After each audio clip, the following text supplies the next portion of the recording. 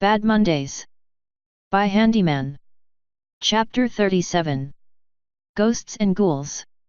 Apart from his little message to Joachim informing him that he was still alive and kicking, courtesy of the Antlerhead Express, Handy had decided it would be best to maintain the illusion that he was dead and gone. Think about it for a minute.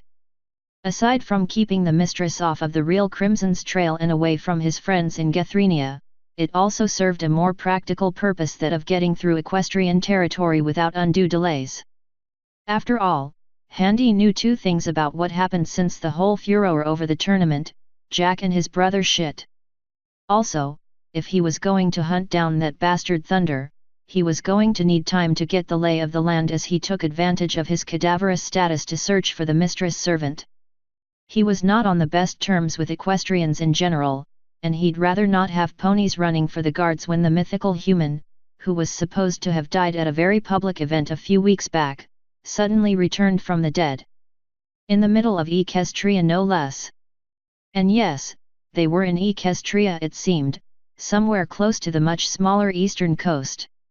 The accents and dialects of equestrian spoken here were noticeably thicker and harder for Handy to get used to than the language in the heartlands. There were quite a lot of words and manners of speech he flat out did not recognize at all, and sometimes he swore they were speaking another language entirely. This was the reality of living in such a vast and disparate kingdom. Even though there was a common tongue, it was not a unified and centralized language the way modern English was. He considered himself lucky it wasn't like medieval France, where you could legitimately walk into the next county over and the people spoke a dialect of French that was more alien than German. The more he thought about it, the more odd it seemed that most griffins in Gethrynia and Furthengard wrote and spoke in fluent court equestrian, but it made a horrifying economic practicality given their raw importance in trade with the equestrians.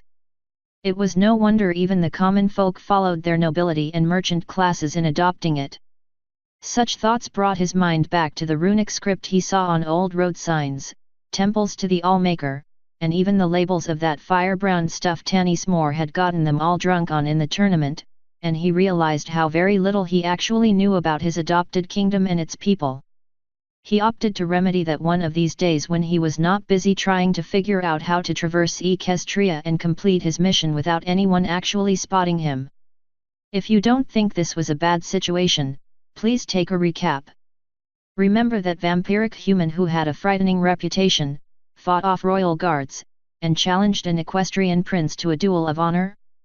Who supposedly died and disappeared during the fiasco of a fall festival in Furthengard, and now two griffin kingdoms on Equestria's borders were building up their military preparedness for unknown reasons. And now he just so happened to surface in the middle of Equestria itself after being missing for how long? Yet, he'd cause rather a lot more than minor consternation if he were to be discovered. Also, there was this whole geese thing. That pretty much meant he had to go searching for the mistress and her minions in order to actually free himself and be rid of Chrysalis' influence, however indirect. So it was not without a lot of chagrin that he found himself conflicted. He had heard about the militarization in Furthengard, and Joachim for some damned reason was doing likewise in Gethrynia, and it was getting the equestrians mighty spooked. Briefly, he wondered what was going through the bird's mind since his death, and his thoughts wandered over the time he had chewed out the young king for the lack of readiness in his soldiers. He shook those doubts from his mind. No, that couldn't have had anything to do with it, there had to be something he was not seeing.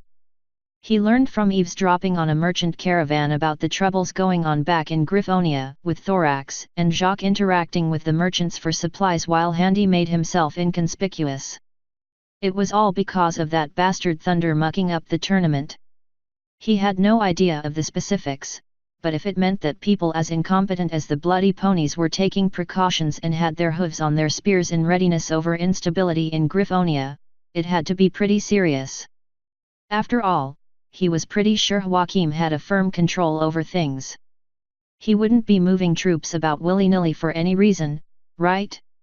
He was glad now that he had opted to send the message to Joachim to let him know he was alive, even if he did specify that Wild would not tell him about the little deal he had made using his authority as Sword of the King. He emphasized he was working undercover, investigating the cause behind the disturbance at the festival and to quash it as a threat to the kingdom which, to be fair, was true enough, and as a result, Joachim should maintain the official line that he was dead. He suspected he wouldn't, but one lived in hope. He hadn't informed the others of this, instead wondering aloud about the idea of sending word back. Thorax had strongly advised against that, citing the only secure way to get a message back would have been with a changeling, and there was practically no way Chrissy Dearest was going to risk one of her agents. That told Handy two things: 1, that there were changeling agents operating in Gethrynia, probably Skymount itself, and 2, a realization that indebting himself further to Chrysalis, especially over a favor, probably was not the brightest of ideas. All this and traipsing across the equestrian countryside in the mud and the rain did not make for a happy Handy. The vast plains and rolling hills gave the region a very Mediterranean look, but the maps Handy had seen showed nothing to the north but temperate foothills and the greenwoods and Griffonia further north, and nothing to the south but rocky, sparse mountains and more temperate plains going to arid lands to the south of Equestria into the Minotaur realms, independent pony kingdoms, and those lands beyond it down the coast. To the west was more Equestria, and to the east were the Black Isles Enclave and the great cities of the east coast of Equestria, Manhattan, Philadelphia, and other cities with painful names. The map had no scale of reference Handy was familiar with, but Jacques roughly translated it all as to meaning a lot of land, though they weren't sure exactly where on it they were. It wasn't as though they could just board a train bold as brass either. So, with resignation, he contented himself with planning the hunt for Thunder. That and getting proper shelter and warm food and possibly some money would be nice. Money was always nice. Handy missed having money. They had been gifted with a generous amount of odd rods of silver from the deer, but he failed to understand their individual value. They were segmented, and in order to pay, you used a tool to break off the necessary amount to pay. They literally had an economy via lump sum of silver instead of coinage. Handy intended to flog the stuff en masse as soon as he could. So, what are our parameters? Thorax asked. K. Jacques responded. Parameters.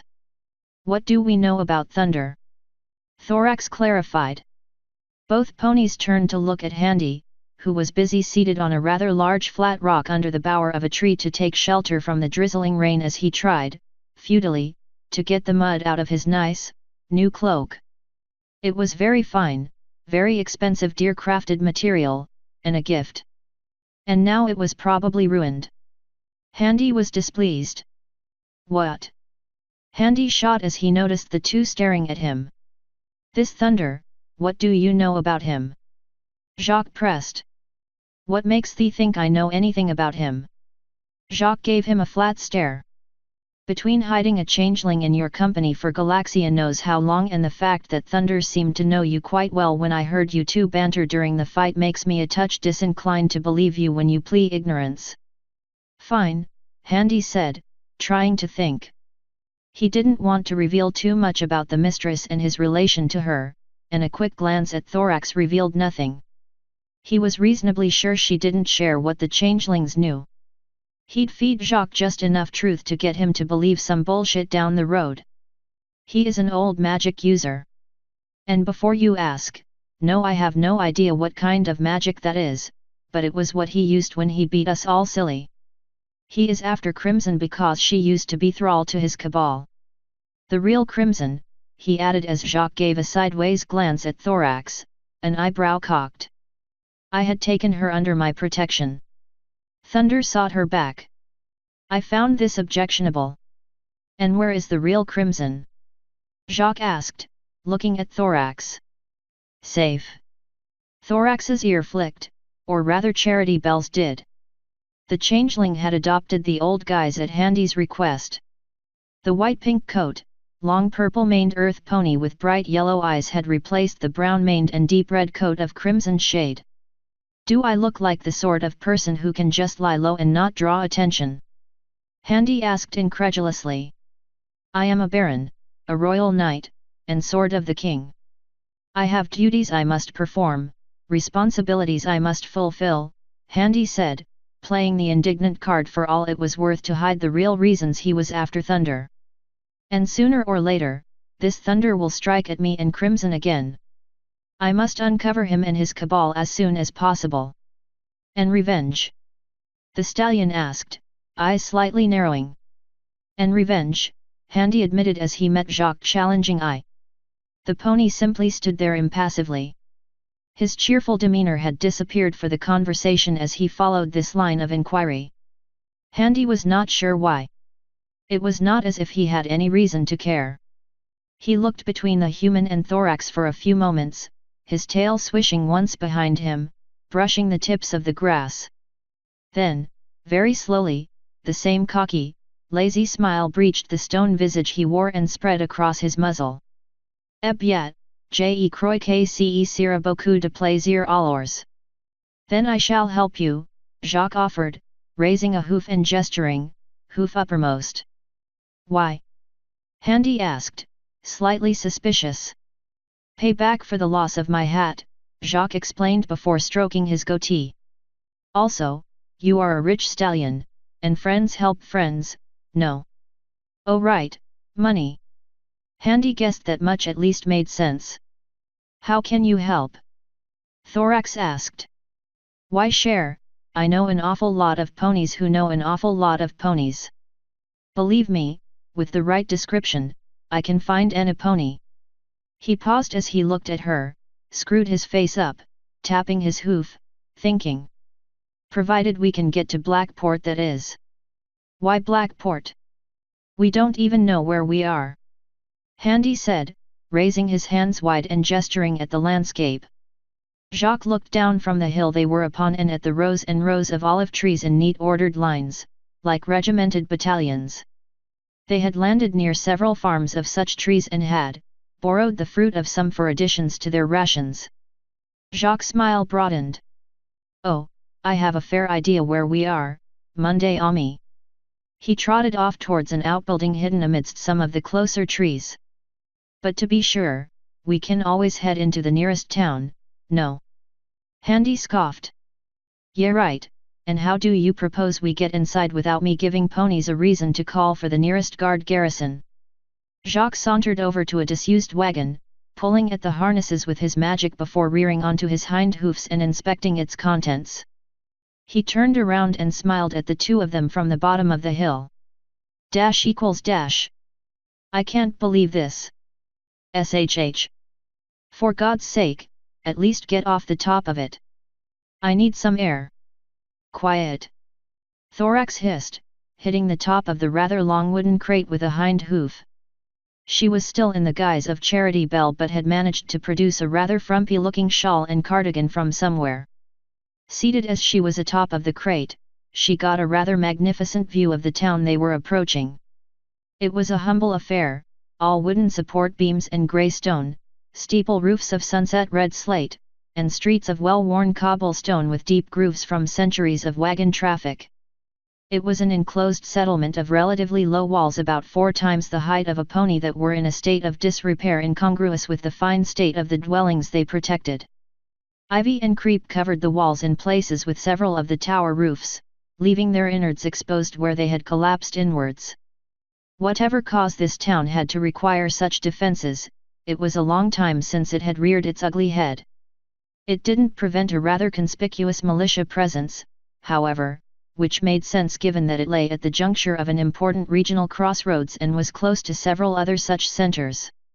Maybe the town itself wasn't in any real danger, but that many loose bits and goods coming and going rather required ponies with pointy sticks to maintain law and order from time to time from opportunistic bandits. "Lo there, friend! What's your business this late in the day?" one particularly cheerful-sounding earth pony guard mare called. Handy groaned as it took him a second to process the sentence and mentally auto-translate it to proper English. She was decked out in half-a salad helm and a piecemeal gorget of scale mail. She wore a thick brown tunic with 2 dark patches around her withers, with 3 vertical strips cut out, revealing the same lighter brown of the rest of her tunic beneath. A small iron shoulder pad clung to her right wither with the painting of an open book on display upon it, and a light blue cloak to shield her from the rain. It was a rather ostentatious yet practical display for a local town guard's mare. A quick glance confirmed this was par for the course with the rest of the town guards. Not that Handy could see, currently boxed and packaged as he was. Ah! Ma bon jument, el instant nous ne simples voyageurs qui cherchent à rester pour la nuit. Perchance nous pouvons quand même entrer dans la ville. I am sorry, sir, but I don't speak troubadour. The mare gasped and put a hoof to her mouth. Oh my gosh, I'm so sorry, I meant, I don't speak. It's quite all right, Thorax interrupted, putting on her best French accent and smiling gently as she looked down at the still smiling Jacques, who had reacted in no way to the guard's apparent faux pas. My brother Swift Swipe here doesn't speak equestrian all that much. Si vous n'êtes pas un si jolie jeune fille, je vous appelle un diamant bien ignorant, mais puisque vous êtes, je ne ferai pas. Jacques took off his hat with a hoof, crossing it over his chest as he bowed his head at the embarrassed mare. He rose again to smile genially at her. Thorax felt a snort of laughter threatening to rise up and break her facade but held her ground. We're, how you say, just trying to find a place to stay for the night, then we'll move on in just a few days. Is that all right? The mare blinked, still looking at Jacques before shaking her head and facing Thorax. Right. Of course, you can come in. She fiddled with the spear in the crook of her foreleg and cleared her throat. Just, be careful. It's the week leading up to Nightmare Night and the local foals can get pretty rowdy. We'll be fine, thank you. Jacques pulled the cart along but stopped as he drew up to the guard mare. Vous n'avez absolument aucune idée de ce que je dis, he said, reaching down to lift her free hoof up and kissing it. The befuddled guard mare's face completely flushed at the action, her nut-brown fur doing nothing to hide it. Mais cava sonner merveilleusement exotique et romantique à vous, et vous sentez jupes totalement vaisoublier votre devoir pour inspecter notre cadet avant que nous sommes trop loin dans ville car vous allez trop penser à moi.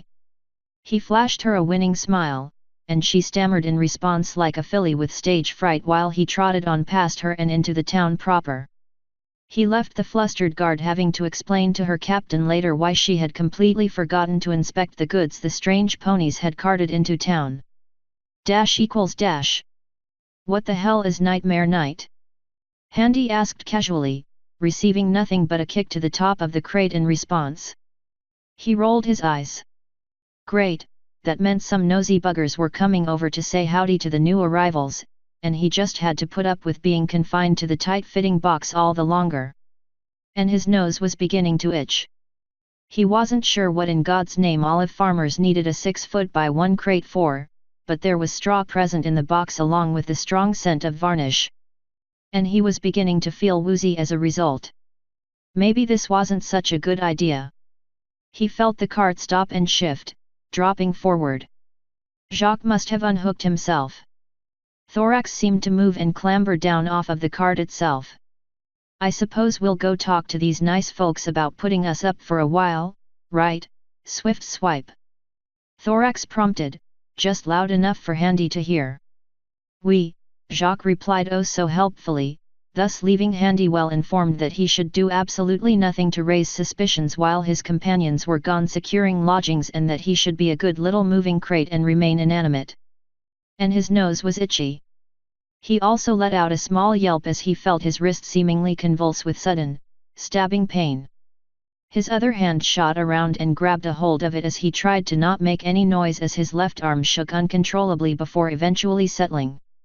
He breathed heavily as he waited for the pins and needles running up and down his arm to settle, his left wrist and a bit of his upper arm feeling taut and high-strung, much like how one's leg felt after a bad muscle cramp. What the hell was that? He thought about raising his wrist to his face to look at it but was stopped short when he heard a splash of water and the clippity-clop of tiny hooves drawing nearer.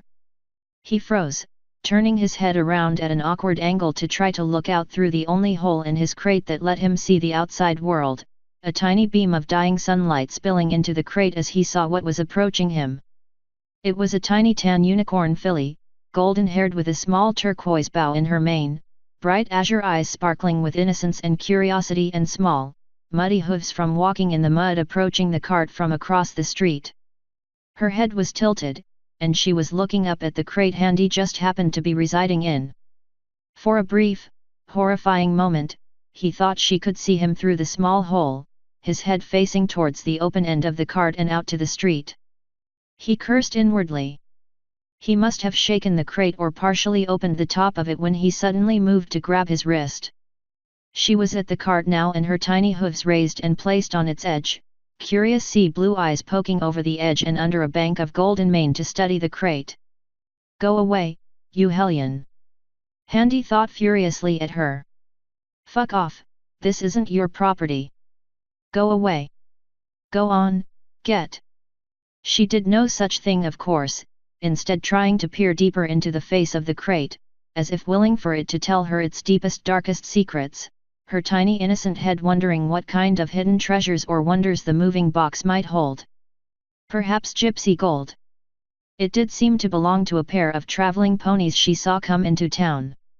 Oh, maybe it had some magic or some weird pet they kept. It was nightmare night coming up, maybe there was some kind of monster in there. And only she would know. She had to investigate, for the good of the entire town. "Reveal to me your secrets, gypsy box," the little filly stage whispered. Oh dear God, what? He didn't get the opportunity to ponder what line of reasoning led to the filly spouting such nonsense, the pony grunting with effort as she managed to swing one of her hind hooves up, the other kicking in air as she struggled to clamber onto the cart. Four proud, muddy hooves dirted the wood as the filly wore a triumphant smile and a determined expression at her victory over height and gravity, silently mouthing yes to herself and looking behind her to the ground below. She turned her gaze upon the crate and tip-hoofed her way closer and closer to Handy's position. "Oh, for fuck's sake, I am not getting exposed over something so stupid. Hey! Oh, thank God!" The little filly turned her head and, though Handy could not see from his vantage, her happy little face of determination slowly fell into one of dread. "Whatcha doing over there, Barleytop?" A slightly larger, red earth pony colt called out, flanked by a trio of other foals that clippity-clopped all the way over to the edge of the cart. "And nothing," the apparently named Barleytop answered. "And my name is Goldeneye." Not for the first time, Handy was struck by the oddity of pony naming conventions. Why the hell give a pony a name like that when the characteristics that defined it were at odds with it? That's like naming a baby boy Finbar when his hair is blacker than sin. Fucking ponies, Handy thought derisively, then felt the cart shift and more weight placed upon it and the hurried cloppity-clip of multiple hooves around the wood of his crate. Fuck. Yeah well, whatever, Barleytop. What's all this then? The colt asked, kicking one of the boxes as Goldeneye pouted at him. Handy was equally distressed at the foals fooling around with the other crates, considering they held pieces of his armor. "Nothing, just boxes." "Oh yet. Then why are you up here if there's nothing funny about them?" the red colt asked. Handy couldn't see either of them now as they were busy walking across the various crates. The little hole he had revealed the other three foals talking quietly amongst themselves and trying to pull themselves up onto the cart. Handy's eyes widened. "Where the fuck are those guys? --. Why we'd be happy to put up such a lovely young couple," the elderly mare said happily. "Siblings," Thorax corrected and the old woman waved a hoof. "Bah! I thought I had it guessed right. I normally have an eye for these things." "Who's at the door, Gleam?" a gruff voice shouted from somewhere within the old wooden two-story house. "Just a few young uns looking for a place to stay," the mayor called back into the house. "Tell them no solicitors. They're not selling anything, they want a place to stay, you deaf fool." "Oh, tell them not to open the door to solicitors," the stallion replied. The old eggshell white mare turned and smiled at the pair of ponies. "Oh, don't mind him right none. Never liked cold callers none since them weird folk by Lake Sandlorn came knocking. Swears they stole his hearing right out of his ears. Lake St. Lorne? Jacques asked. I haven't been to Cockensborough in a few years, but I don't believe I ever heard of such a place. Oh, me neither. Fact, I ain't never heard no poney from yonder place. The darn fool went off there about this time last year, following some light blue pony type there. Light blue? Thorax asked, her ear flicking. Oh yeah, magey type sort too, real haughty and full of themselves. Brick here swore they's had all sorts of weird magic. Weird magic? Jacques looked at Thorax, who shared it for a moment before turning back to Gleam. Can we perhaps talk to your husband about this place? ==. Hey, Lego. I don't see your name on it, short stuff. It's not yours. Fucking children. Handy had been putting up with the petulant back and forth between the foals for some time now. If he listened closely, he would have been able to tell the dynamics in this little exchange weighed heavily against the little golden eye, and that hidebound, the red colt tormenting her, had been doing this little song and dance for a long while before this current incident. His cronies helped. Handy didn't give one shit, but at least they stopped poking his stuff. What's in these boxes anyway? That little fucker. I don't know, just go away. GoldenEye said, her voice nearly cracking. Or you'll what? Cry at me? Hey, give that back. In his defense, Handy was at least a little curious about what the colt was doing to the filly, if only because he was just a touch grateful for her enduring suffering a bit longer so he could go on being undiscovered. Truly a worthy cause in his mind. What's that? Handy didn't seem to like children very much. No, whatever gave you that idea? Nuh-uh. You'll get it back when I say you'll get it back. The haughty little shit announced. There was quiet for a moment before he heard girlish giggling, presumably from GoldenEye. Was so funny? Nothing, just didn't think you were into bows is all, being a colt. There was a trio of snickers coming from all around Handy from the other foals that was suddenly shushed after a few clippity-clops of tiny hooves, indicating wee little hidebound had turned around and shushed up their mirth at his expense right quick.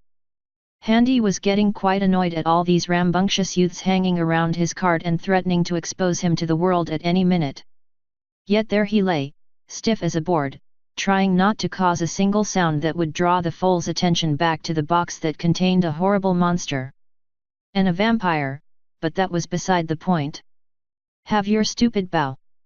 Hyde said. Wouldn't want to keep anything that belonged to a scaredy filly like yourself anyway. I am not a scaredy filly. Golden whined. Oh yeah. Yeah. Prove it. Prove it. Yeah.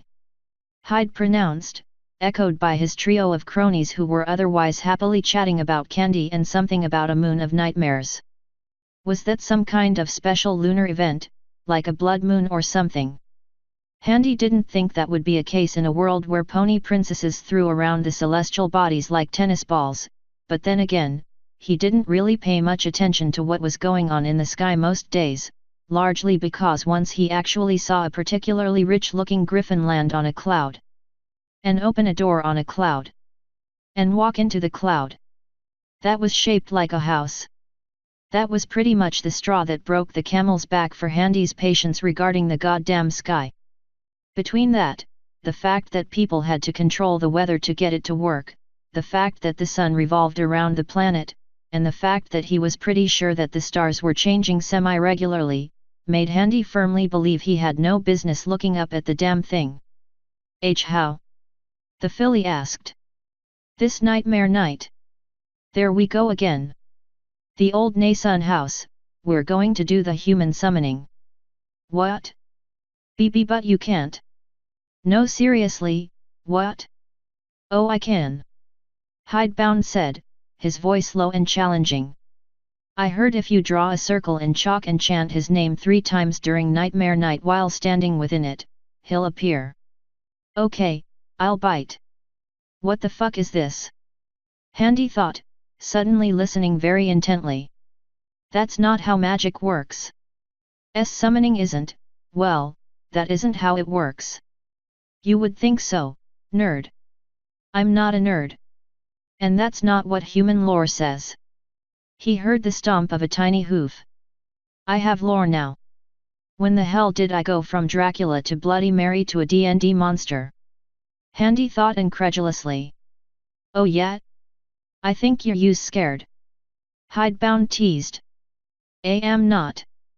Then be there. Handy heard a noof and a tiny body falling over on the cart. You'll be the one doing the summoning since you know so much Abu magic. Be but. Wonder what's in this big box. Handy's head snapped back to pay attention to the other foals, and his eyes widened. Must be important. I wanna see. Another foal said. Crap crap crap crap, fuck off, you little shits. He felt hooves move and shift places on top of the crate above him. And he saw brief slivers of light as tiny hooves attempted to lift up the crate lid. It's heavy. Here, let me help. For the love of Christ, where are you guys?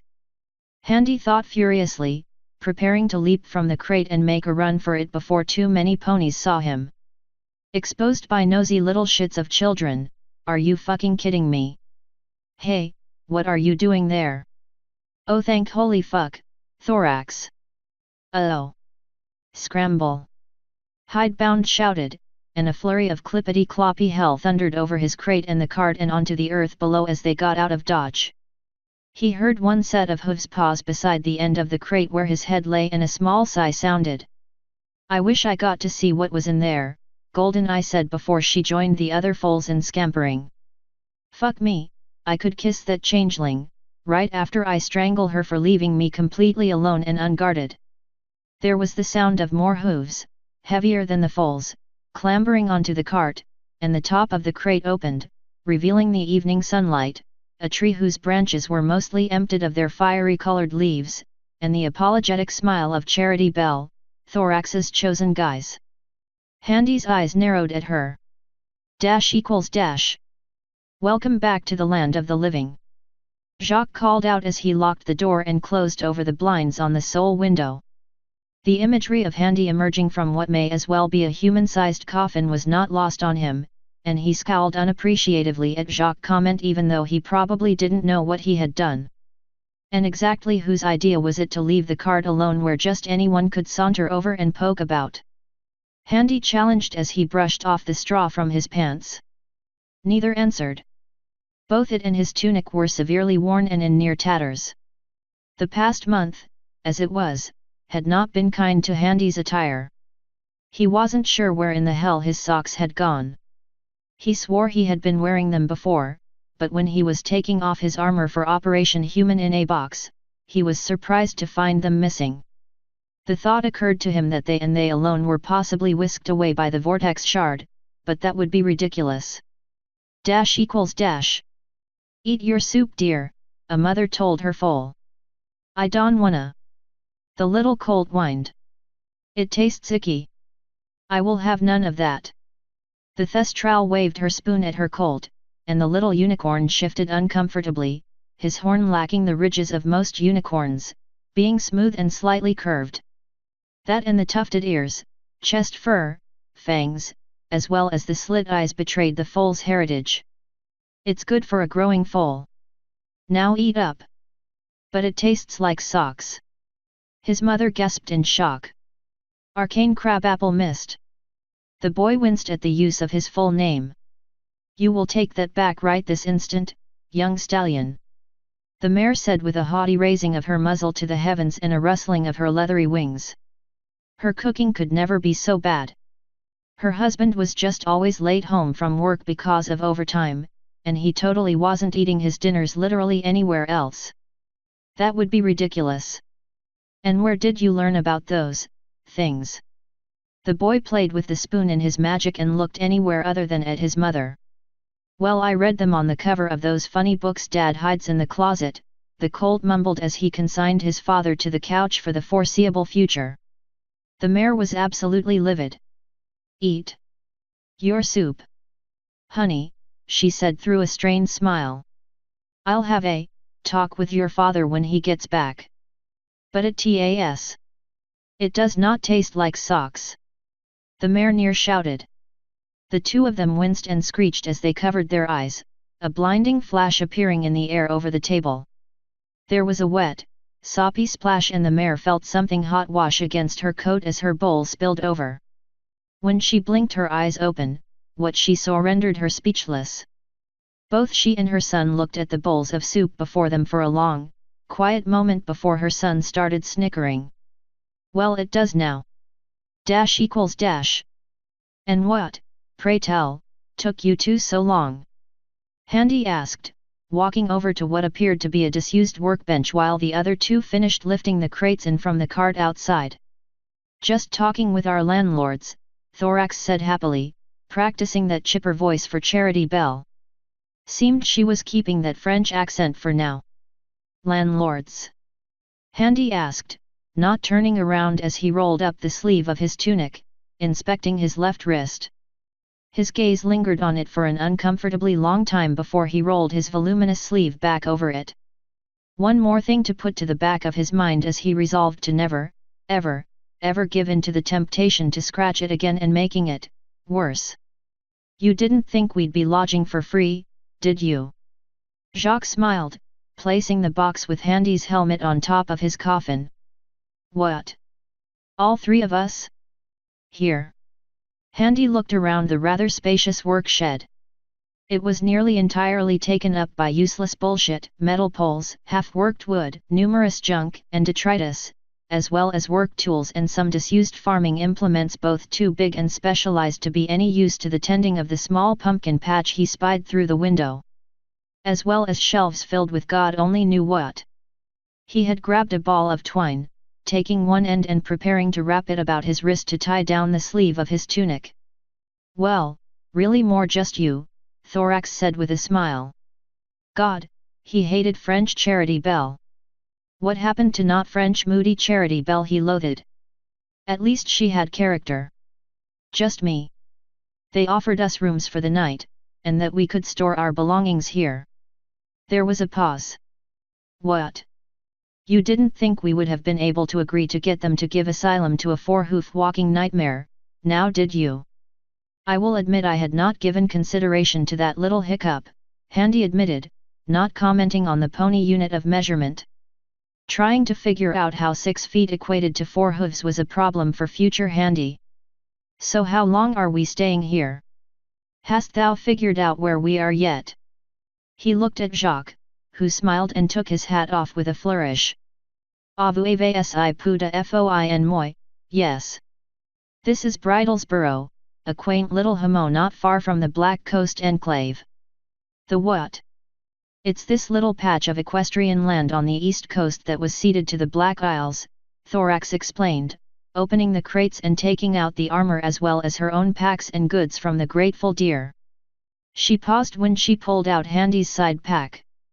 A quick glance up at Handy, and she quickly put it down beside the crate in full sight of him. Why? I thought the Black Isles was far off Equestria's west coast. It is, but it was given to them to house their eastern navy. Supposedly to help curb piracy. Jacques snorted. Handy didn't know the history nor the politics involved, but he did keenly recall the issue of piracy in the Eastern Ocean off the Equestrian and Griffonian coasts was a major issue during the talks in Canterlot. If Jacques' reaction was anything to go by, the Black Isles weren't holding up their end of whatever deal was made.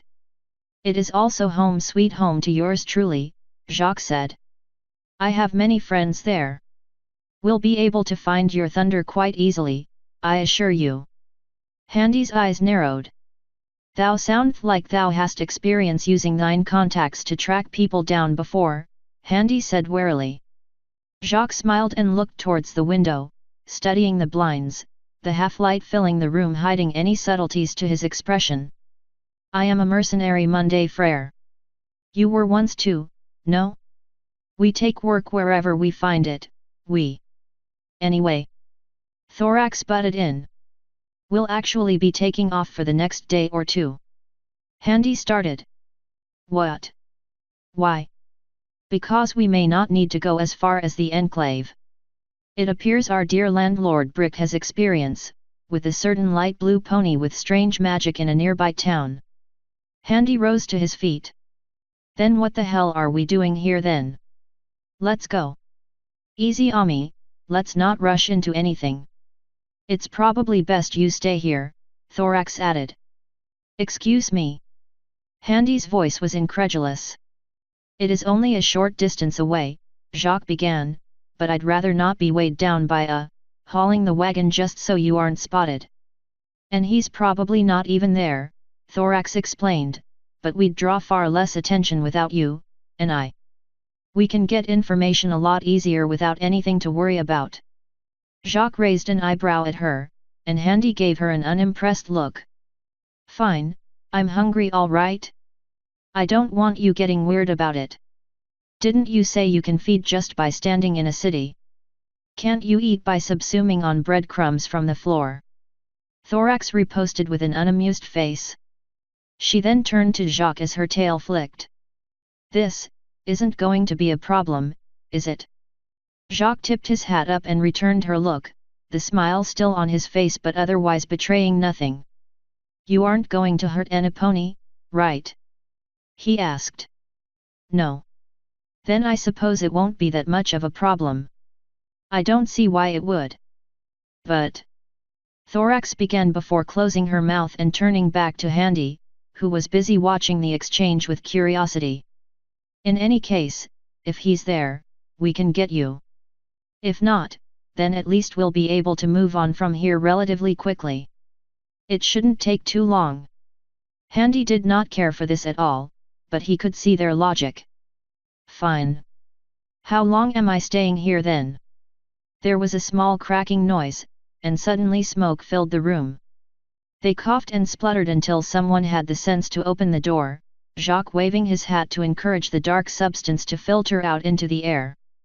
Sorry, désolé, Monday Mauvaise. I was looking at these shelves when I dropped one of these odd metal balls. Jacques indicated the offending box of metal spheres. Pourquoi vous êtes neont quelque chose comme ça? His voice sounded annoyed. Should only be a few days, Thorax said, coughing, the air now substantially more clear. Thankfully, the smoke wasn't toxic, but it was still agitating. We'll leave tomorrow. Oh, and exactly what am I going to do when the old pony comes waltzing right in here while you two are away? He won't. He almost never comes out here, according to his wife. Handy narrowed his eyes at Thorax. Okay, right, that almost certainly means he will, but we at least have the key so we can lock it. Give it to me. What? Why? Because if thou art going be gone for 3 days, I at least want control over where I go to the privy. Oh, right, yeah. Thorax blinked, floating the key over to the waiting human's hand. Anyway, we should go back inside. The old folks invited us for dinner, and we need to make excuses for why we'll be leaving tomorrow but leaving our stuff here. We'll bring you out something. My thanks. Thorax looked back at Jacques who was outside, moving the cart farther from the door. And don't think I've forgotten about that talk we're going to have, heartless. Jacques may not have noticed, but I did. She pointed to the human's wrist and the length of twine that tied the sleeve to his wrist. He moved it behind his back and scowled at her. The mission is still paramount, human, and I will get the pendant back to make my report when I return. I will not be taking no for an answer. They looked at each other hard for a long moment, neither breaking their gaze before Thorax suddenly turned and left the work shed. Be sure to keep it locked at night. Handy watched her go as she closed the door with her magic. Idly, he rubbed his wrist, taking care not to rub the fabric of his tunic too hard against the skin as he thought about how much of it she had seen, if anything. Maybe she had just seen how oddly preoccupied he was with it. Then again, maybe not, he couldn't be sure. He just knew it was itching something fierce and he really needed some more salve. The memory of the pain shooting through his arm, suddenly and without any apparent cause, helped him put that urge in its place, however. Just one more thing, one of many, he would rather not think about at that moment. == You have got to be fucking kidding me, Handy mouthed as he spied upon the world outside, taking the opportunity to stave off boredom and take his mind off of everything by watching the ponies of the town. Jacques and Thorax had taken off that morning and weren't due back until at least the morning after Nightmare Night. Speaking of which, you see, it was one thing that the ponies had an analogous holiday for Valentine's Day, even if it was in the summertime rather than upon the cusp of spring as the holiday he was familiar with took place. What he had not anticipated was, for lack of a better term, Pony Halloween. Don't get him wrong, winter solstices, autumnal harvests, national holidays, religious customs, all of that made sense to him. All of them were perfectly valid reasons for having any number of festivals during the fall. That was fine. What was inexplicable was ponies running around in costumes while houses and buildings were dressed up in spider webs and bat decorations and little wooden statuettes and bric-a-brac strewn everywhere in a near-carbon copy replica of modern Halloween customs from back home. Now, being Irish, Handy had, shall we say, a somewhat personal association with All Hallows' Eve, both as the ancient pagan festival that had survived well into the modern era with quaint little traditions with rather macabre origins, as well as the religious feast day for all of the saints. Also, it was one of his favorite holidays next to Christmas and Easter, and the day brought fond memories of violent exchanges between his neighbors across the road as a child in friendly firework wars where you scored a point for every screamer that hit the other house's wall. Of the community coming together around the village bonfire, drinking openly while playing music and instruments as the children played hide and seek in the surrounding trees of the park forest in their costumes and scraping knees and getting bloody noses from inevitably tripping, falling, and chasing each other with sticks to banish the bad monsters of the group. Of mummery, where great honor was had in perpetrating the greatest fuckery of another person's property without legitimately destroying it. He remembered one of the old man's tales of how he and his friends lured their boss away from his house, deconstructed one of those old-fashioned, rather massive haulage wagons of days gone by and reassembled it within his kitchen, literally filling the room to the brim and taking their boss days to get it back out. And then hitting mass before or after the shenanigans began, whichever usually came first. Sure, it was dangerous as hell, but then again, these memories came from back before everyone was a faggot who hated fun. Handy couldn't remember the last time he saw a bonfire in his hometown. Health and safety concerns or some such nonsense. But that just brought him back to his present predicament. You see, all of those silly little traditions of modern Halloween? As stupid as they were, they all made sense. They all had origins and reasons as to why it turned into what it now was. Handy, for the life of him, could not understand why the ponies at this time of the year just up and decided to have a spooky holiday that was aesthetically indistinguishable from an American TV show's depiction of the holiday. The only thing missing was the pumpkins. Wait a minute, why didn't they have any pumpkins? Handy looked at the pumpkin patch that the elderly couple were growing in the backyard of their house. They appeared to be reasonably affluent despite the run-down appearance of their home, especially in comparison to the other homes he saw from his limited vista of the town, most of which were clustered together along the cobblestone roads and almost none of them had plots of land to grow anything themselves. However, whatever their affluence was, it didn't come from their small gourd farm that was noticeably overgrown, with a fair number of large ripe pumpkin any sane family from back home would already be haggling the price of in order to get ready for the holiday. Looking about, none of the houses had pumpkins or anything like them upon their porches, or hanging from the door, or resting within the window. Logically, it followed that the ponies probably didn't have a tradition of carving faces into a gourd to make it reminiscent of a severed head used to fool and scare off evil spirits. That took a special brand of insanity his ancestors had in abundance, but given everything else the ponies had. His thoughts were interrupted by the sight of a green claw clambering over the top of the low wall separating the pumpkin patch and Handy's hiding place from the road. He pulled back from the window quickly, closing the blinds before he was spotted. He drew closer to it once more and pulled it just enough to the side to let him spy outside when he started hearing familiar voices. "Oh, come on!" Help me with this. I dunno, Heidi. Don't be such a baby, Felt. And don't call me Heidi. But Mom. Shut up. Help me steal these. But stealing's wrong, Hyde. We'll give it back. Yeah, there was no mistaking it, that was the voice of the kid from when he was in his coffin. What the hell were they up to? Sides, Don Cha wanna see the look on little Barley Top's face when we scare her. Not really, replied the colt who was apparently named Felt. Hidebound appeared to be wearing some kind of weird lizard pony costume, head of a pony with two horns but with a serpentine body and clawed paws and feet. Felt appeared to be a soldier of some sort, with armor made out of bits of wood and tack. Ow! Come on, I need your help. Here, help me get a big one. All the way to the house on a hill.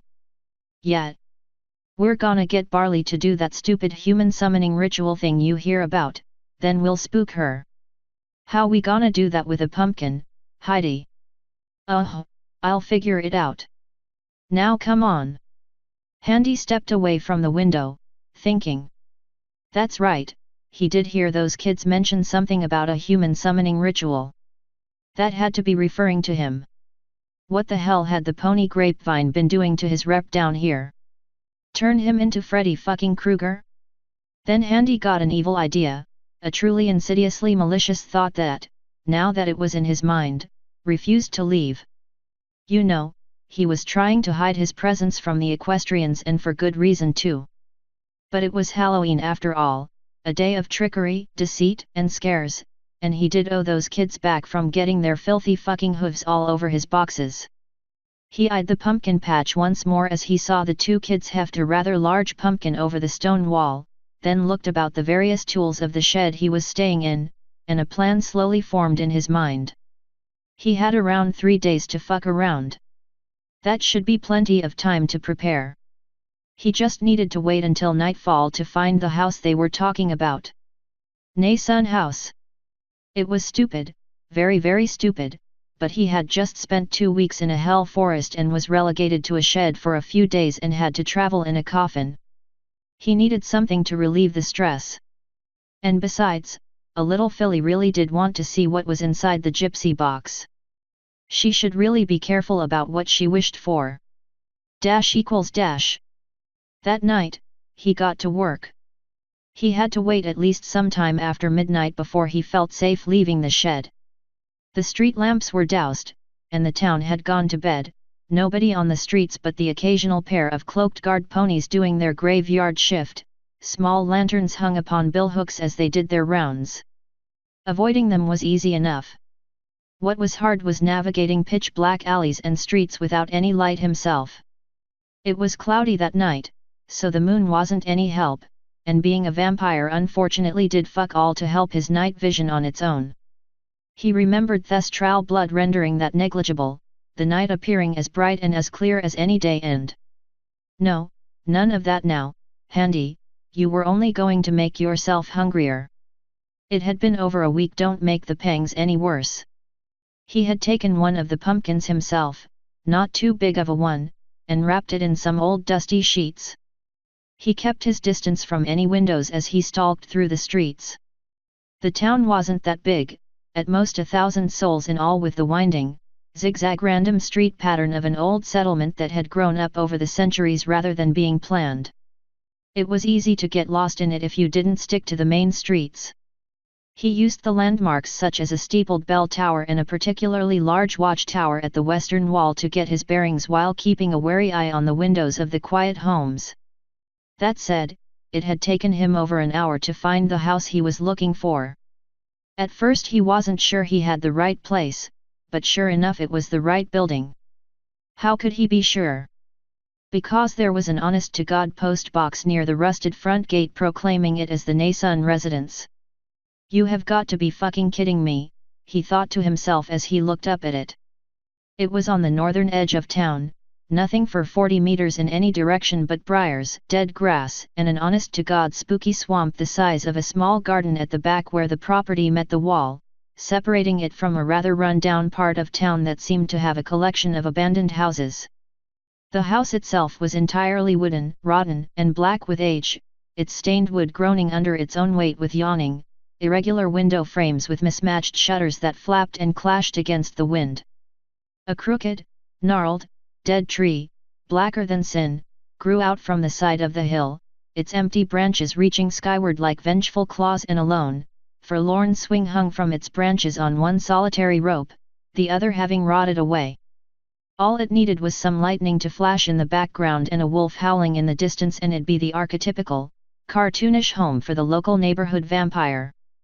This place was fucking perfect. == Meanwhile, Thorax and Jacques were having a pleasant time being entertained by the friendly ponies of Lake Saint Lorne. Thorax hated the place immediately. "Oh, relax, would you?" Jacques said, putting up his hat for the night. He reached with his magic to take off his sword belt, hesitating just a moment in thought to spare Thorax a glance before deciding to follow through, putting his weapon up as well. "So our quarry is not here. A waste of time, yes, but can we not just enjoy the friendly hospitality nonetheless?" "I don't like it," Thorax said, walking with a limp, ensuring she didn't put too much weight on her injured leg. Her tail twitched, her ears flicked, and her nose itched like crazy. What the hell was it about this town that was setting her off? "Everything tastes weird." "Oh? I didn't know you were hungry, Monday cher," Jacques chided playfully. She pushed him off as she continued pacing the small room. "No, this is serious," she said, still in her guise as Charity Belle. "I got a taste of the town when we arrived." Every pony was smiling, happy, doing their business, but it felt hollow, faded. Jacques shrugged. Wouldn't be the first town where every pony was not as happy as they appeared. Yet, but apparently this town is new? The buildings all look clean and recently built. Even the lake supposedly wasn't here before. And if it's a new community, why would there be such underlying resentment as to make every pony's feelings seem so, well, unreal? I will admit, last time I was out by this part of the countryside, I do recall this place being little more than wilderness. The wonders of Earth Pony Land reclamation on display, no. Thorax considered it for a minute. The streets were freshly laid cobblestone, yet each and every one showed such wear and tear that it as if every single piece was lifted from previously laid roads elsewhere. The lake was fresh and clean and had plenty of fish, but seemed to have no source of water contributing to it at all. None of the main roads connected to the town directly, nor did any signposts lead to it. They had had to ask directions from a rather odd-looking merchant pony who tasted cold and stale. The ponies were happy and lively and behaved exactly as one would expect them to anywhere else. Almost too exactly, almost as if it were practiced. The buildings were new, but their designs seemed archaic, and there was that pervasive sense of everything being just a bit off that wouldn't go away. She couldn't put her hoof on it. She jumped when she received a peck on the cheek from Jacques, realizing she must have spaced out. "Get some sleep, it's been a long trip." "I'm fine," she protested, shifting uncomfortably from the brief burst of warmth as she fed on the tiny sample of passion he had given her. This was going to be a problem. She had no idea how to actually deal with this, but it could wait. Then she noted that there was only one bed. "Hey! Don't get any ideas. I don't know what you think of my people, but we..." "Were you saying something?" Jacques asked, turning around, currently raiding the linen closet to lay out some makeshift bedding. Thorax closed her mouth. "Well, that simplified matters." She smiled, closing her eyes and raising her hoof to her chest. "I'm flattered you'd be so chivalrous as to give me the bed for the night." "Thank you." "Oh, I'm not," Jacques said as he walked over to the bed, hopping up onto it. "The linens on the floor are for you."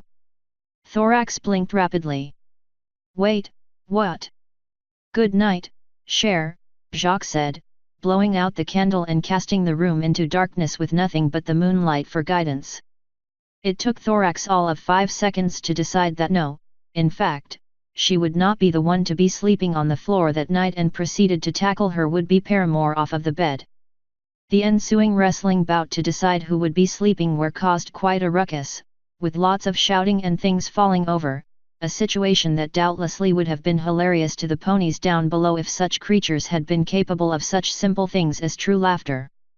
Instead, it went unnoticed and unremarked as the clouds drew over the face of the moon and blocked out the stars. A mist crept up from the lake before expanding and bathing the hamlet in a fog so thick one could not see from one end of the street to another.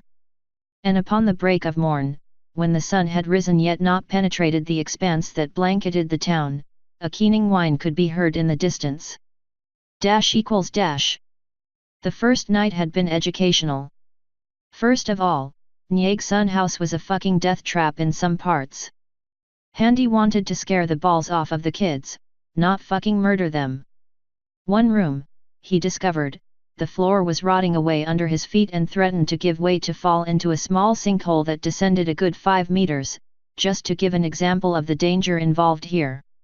He couldn't stop the kids from coming here without revealing himself, so he did the next best thing and tried to create a controlled environment. He closed over the windows and locked the shutters from the inside of the more dangerous rooms, to dissuade children trying to enter the house through them, before closing over the doors themselves and moving some of the heavier cabinets and wardrobes in front of doors to disguise their existence. There was a trick to this. Children were naturally inquisitive, and if this nightmare night was anything like Halloween from back home, the kids were going to troll each other by daring the scared kids into entering the spookier rooms. Yet, not on Handy's fucking watch they weren't. They weren't even going to know they existed by the time he was done. However, you didn't get anywhere by just denying children everything, you had to give them something. To that effect, he went to the front foyer, little more than a glorified cloakroom, and did some shenanigans. He locked the door using the simple push lock but left the window next to it wide open, the window blowing the moth-eaten curtains about. That should make the more adventurous of the little bastards enter this way. He also discovered the foyer's walls were rotten down. One fell down into the room next to it when Handy just so much as touched it. It revealed a crawl space in between two walls that would let him climb easily up to the first floor into another room whose own thin wall had rotted away, giving him a truly evil idea. He placed the fallen wall back in place, ready to be removed when necessary. It went about like this for some time, cutting off certain sections of the house he didn't want anyone going into and directing the flow towards others. In one room, he emptied the heavy furniture to block off some doorways and deliberately placed a rocking chair facing a closed window, a hole from the room above allowing him to lower some thin twine to connect to the chair. In another, he found an old toy ball, red but worn with age, and decided to keep a hold of it, just in case some kids had enough balls to try the stairs. Speaking of the stairs, they were at the back of the house, right beside the door that led out into the swampy backyard. Handy wanted that door off fucking limits, so he piled some shit in front of it while making the stairs look as foreboding as possible by draping black and grey sheets over the railings. There were some faded pictures of ponies around the house. He gathered them up and put as many of them on the wall beside the stairs, facing the doors to the rest of the house, so when ponies thought to use the back door, they'd see the really ominously blocked back door and the creepy-ass stairs leading up. He gathered more of the ruined sheets he found about the house and wrapped them around the wooden handle of a rotten brush. He had an idea to use them in conjunction with those metal spheres in the shed Jacques had found. Finally, there were two other concerns. First, the front of the house was full of briars. If he was scaring these colts and fillies out of their fucking wits, he didn't want them storming out the front door and getting caught in all the briars. It'd be funny, sure, but crying children could be a real fucking damper on some good mummery you got going on. To that effect, he made the third exit of the house an easy sell. It was also locked to prevent them entering it, but the side entrance should be easily accessible to Handy now that he knew a few of this house's nooks and crannies. It led to a relatively clear path down the hillside into the town towards the market district, where they should run into plenty of wary adults. He hid the door leading to the side exit with a tall full-body mirror with another sheet drawn across it like a funerary shroud, just obviously enough of a blockaded door for even children to recognize. If everything went as planned, that was. The entire process took hours, and he still didn't get around to his secondary concern before someone took notice of all the odd sounds coming from the old abandoned house on the hill at all hours of the night. Handy stopped what he was doing when he heard voices at the front door. Quietly, he tiptoed his way across the first floor to where he knew the entrance to the crawl space was. 2 guards entered the front door, the unicorn having unlocked it by poking his head through the window. "I'm telling you, Far, there were some weird noises coming from here." And some of the guys swore they saw blue lights in the windows. Handy quickly doused his witch torch. It had taken him a full hour to work up the courage to strike a match to light it, even with his hands covered. He cursed inwardly. He should have been more careful when working near the windows with it. "If it'll shut you up, we'll have a look around, okay? I'm here, aren't I?" The 2 stallions tramped about the ground floor. Handy couldn't see them from the room he was in. He kept creeping to the crawl space until his foot caused a particularly old floorboard to creak loudly. "What was that?" the more jittery guard shouted. Handy screwed his eyes shut and winced, cursing internally. "It's just the wood settling. Get a hold of yourself, Iron." It came from upstairs.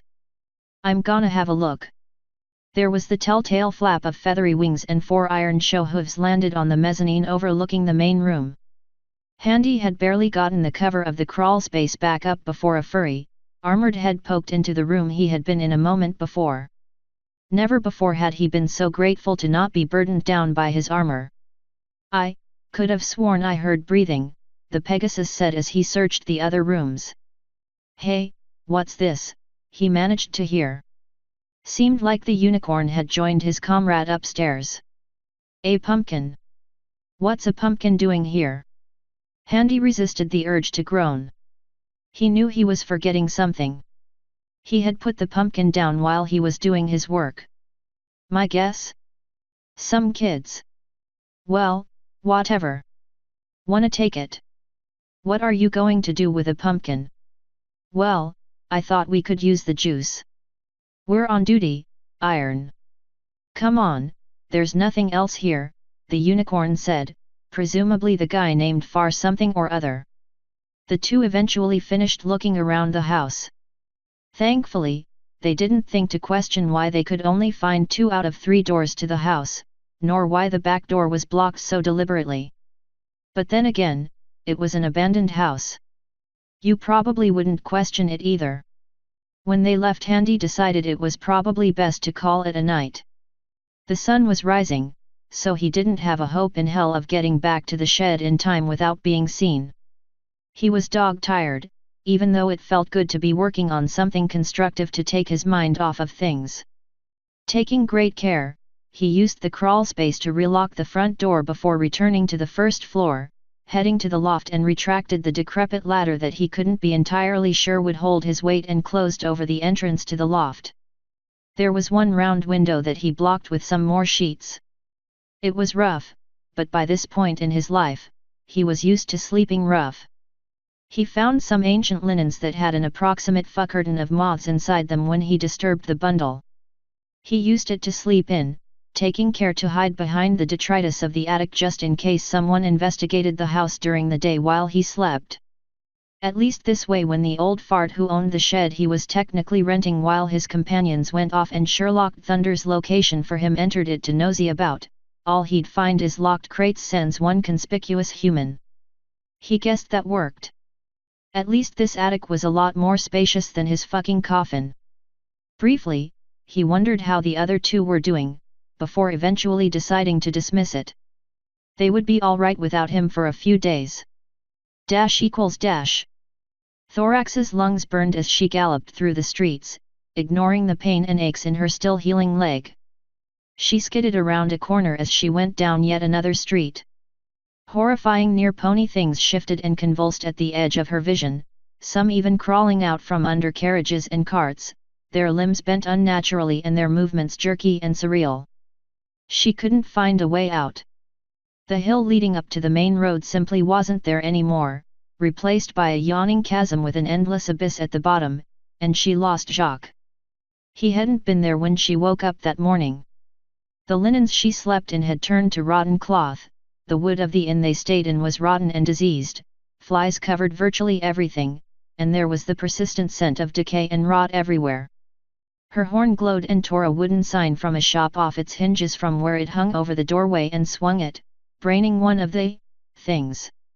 It let off a horrible, scratching noise that hurt her ears, and she swung again and ran on blindly. She eventually came to an intersection and had to stop, breathing heavily. She looked around desperately. Nothing, none of those things were around. She walked over to a wall and leaned against it, catching her breath, the sign she used as an impromptu weapon fallen on the ground beside her. The wall was wet with condensation. When she had recovered, she pushed off and looked around her again. Turning back to the wall, her heart stopped. There was a hole here. It's gone now, the words read, and for some reason Thorax felt incredibly shaken. Shivering, she backed away. She could hear her own heartbeat in her ears as she stared at the strange message, unsure about why it had such an effect on her. Skrrrrayop. Clop clop. She stopped. Skrrrrayop. Clop clop. It was coming from behind her. Skrrrrayop. Clop clop. Getting closer. She slowly turned to look behind her, eyes full of horror. Skrrrrayop. Clop clop. It shambled towards her awkwardly, its figure obscured and shadowy in the heavy fog.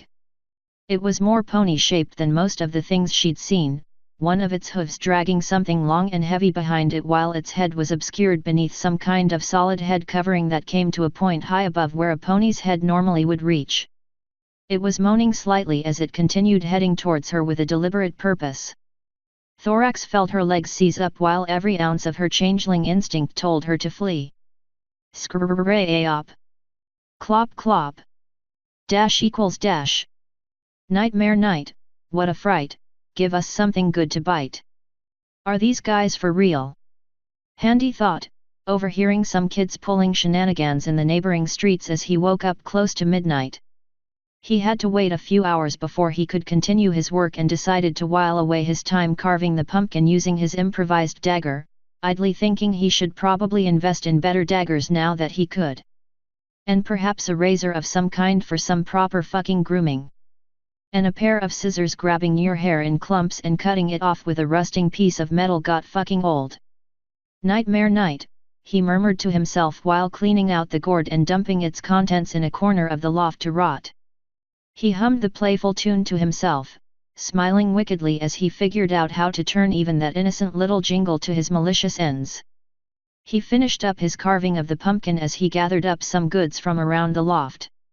The linens would be very useful to soften his footfalls on the mezzanine below, placing them on the floor.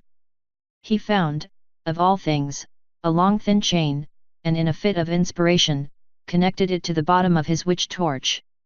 He also found a box of candles. Not believing his luck, he took them and decided to make use of the candle stands he had found about the house. See, the big problem with children was keeping their attention. They wanted to perform a big spooky ritual in the big spooky house in order to scare the hell out of some little filly? Fine. But they were going to be doing it on Handy's terms.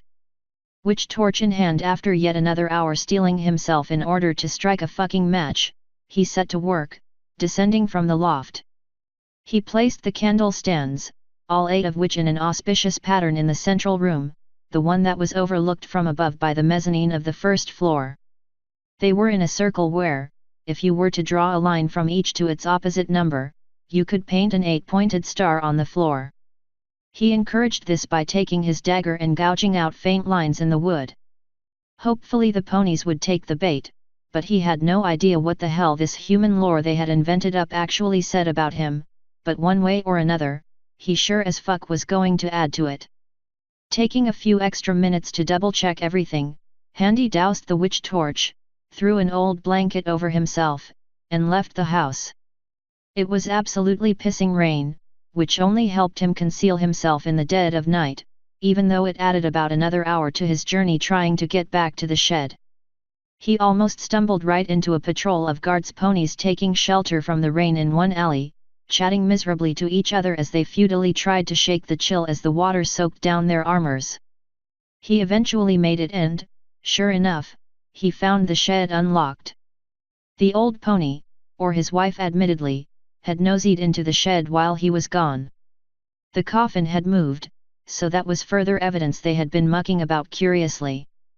Handy was just glad he didn't actually get past the locks on his armor boxes, which also held most of their gear, which would have led to some rather uncomfortable questions to say the least once Thorax and Jacques got back. He decided to get what he needed. Those interesting little spheres that Jacques had happened across first came to mind. He also had the sense of mind to open up his coffin, and God, he hated how he mentally thought of it as such now, and retrieved his dear cloak, bundling it under his arm. He paused in thought before rummaging through the shed as carefully as he could. He didn't want a repeat of someone wondering what was causing all that racket again before gathering some supplies. Nothing much, he didn't want to be weighed down on the way back after all, but enough to get his own costume ready. Hey, if the guy didn't want his shed raided, he shouldn't have fucked with his tenants' shit while they were away. Asshole.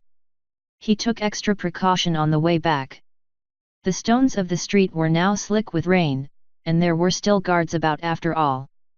Still, most of his work was done now, so he could afford to be patient.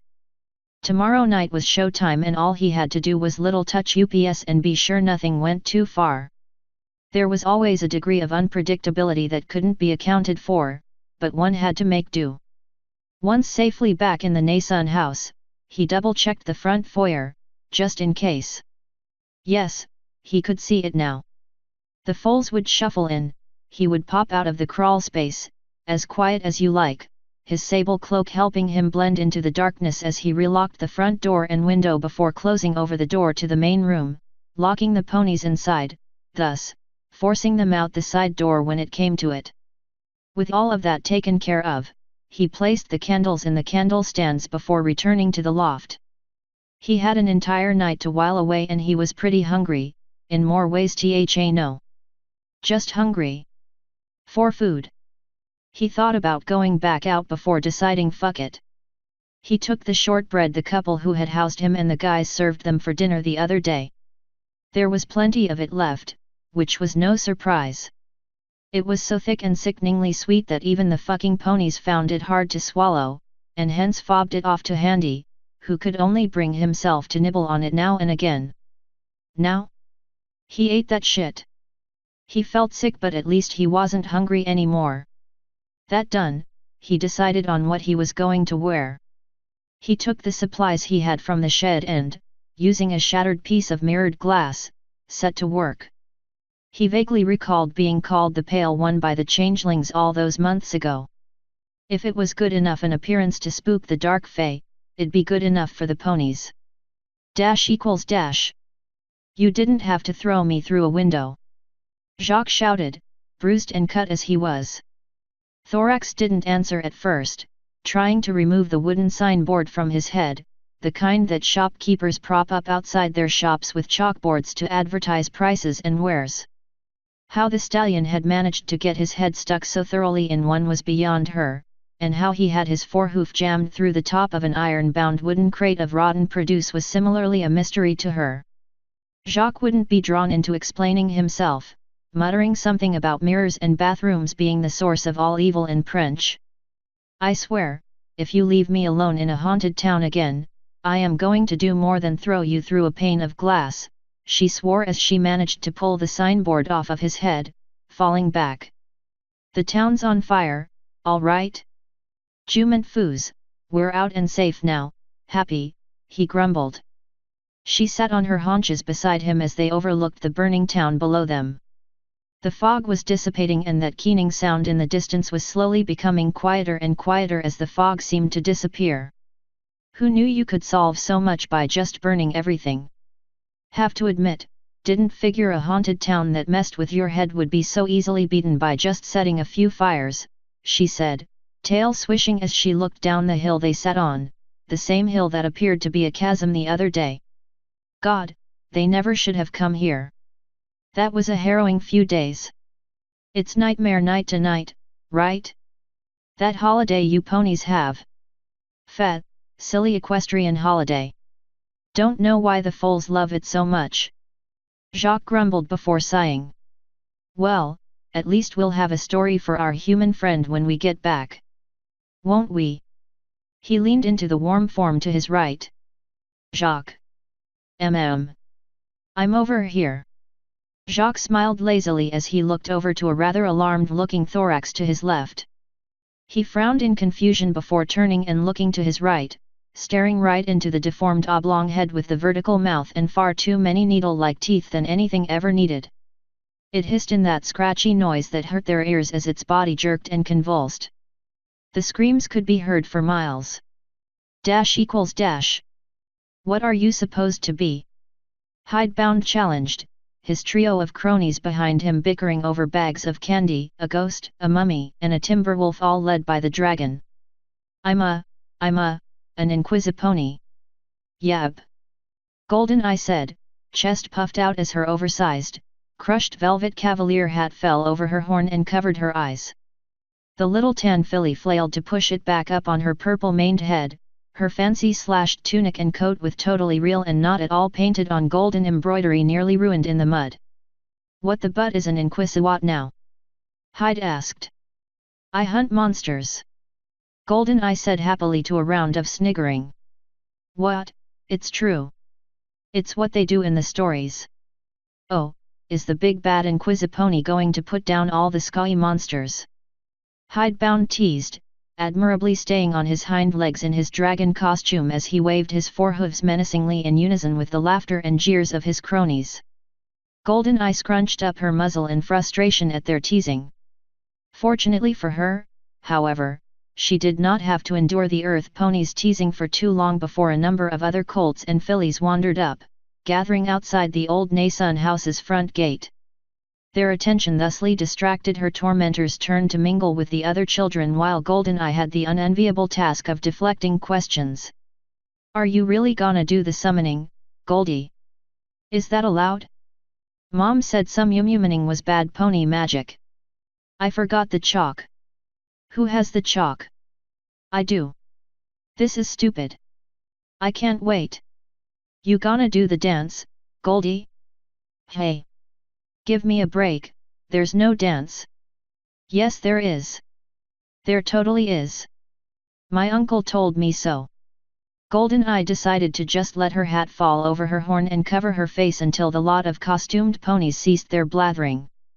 Soon enough, Hidebound, who for some reason had been agitated and muttering to himself while looking about as if searching for something, finally called the group together to head into the house when his little brother came scampering up behind them, face flushed and out of breath. Golden-Eye sighed as she was egged on by the group, her friend Seashells carrying the booklet on her back she'd need for the ritual. She grumbled under her breath. This is so stupid, she whispered. This isn't real magic, you can't just summon something like this. Dad would be so mad if he knew about this. Handy was proud man, and as a proud man, he would never once admit to having the shit scared out of him by a foal. But lo and behold, that was exactly what had happened. He had been sitting on the stairs and twiddling his thumbs, when he heard the window besides the back door opening and a little Pegasus, the one he saw with Hidebound by the pumpkin patch, judging by the costume, drifted in, carrying a bucket in his mouth and tip-hooving across the back room and into the main room. Not once did he look sideways and spot the cloaked human staring at him, rigidly stuck in place. Handy let out a breath he didn't know he had been holding and quietly snuck back upstairs. He had to admit, the back window was a touch of an oversight. He was going to have to rectify that when the foal left. He didn't know what was up with the bucket and, frankly, it was not his concern unless it was a bucket of pitch and they were planning on burning one of the kids, or the house for that matter. Otherwise, he couldn't give a shit. Soon enough, the little Pegasus squirreled away the bucket somewhere on the ground floor before shuffling back outside the way he came. Handy carefully made his way to the window and made sure it was firmly locked. That had been a close one. Briefly checking the ground floor entrances and exits, from above of course, just in case the little tykes came early again and got the jump on him, he couldn't find the bucket, but none of the doors he had secured or hidden had been disturbed, so he was reasonably certain no one was going to get hurt. Probably. He did one more check. Yeah, all the doors were shut, and the floor of the mezzanine was cleared and covered in cloth to mask the noise of his footfalls. Everything was in darkness, and the only light came from the single window with the rocking chair and whatever lights the children brought in. He heard voices and retreated back to the crawl space, placing up the cover behind him and carefully, quietly, descending to the ground floor again. His iron-shod boots had to be left behind in the shed and, once again, he was wearing goddamn foot wraps. Whatever, it was only for one night. He heard some very childlike cursing as someone went through the window in order to unlock the front door. He spied them enter through a crack in the wood partitioning the crawl space from the foyer. 1, 2, 5, 10, quite a few children. But manageable enough if it had have been too many, he'd probably call the whole thing off and just let the children do as they wanted. Their lively chatter quietened noticeably, hushed murmuring and whispers dominating as the foals advanced into the spooky house, a few unicorns lighting up their horns, casting some minor light on the scene as they advanced. None of them had torches, for which Handy was immeasurably grateful. They had jumped and shouted with squeals of fright as a sudden wind forced the front door shut. It had made Handy jump a tad too, but thankfully no one heard the noise.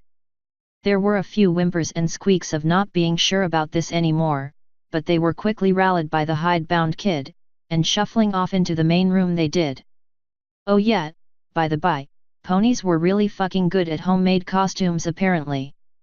Hooves, or horns possibly, were really good for sewing, knitting, and darning it seemed. Handy had abandoned his incredulity that their hooves should make such things impossible.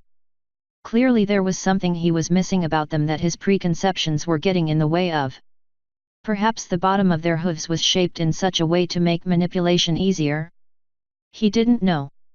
It was weird, but at the end of the day, those costumes were evidently homemade, with patches and sew lines, and ranged from everything from monster suits to some kid in a ridiculously poofy Renaissance get-up.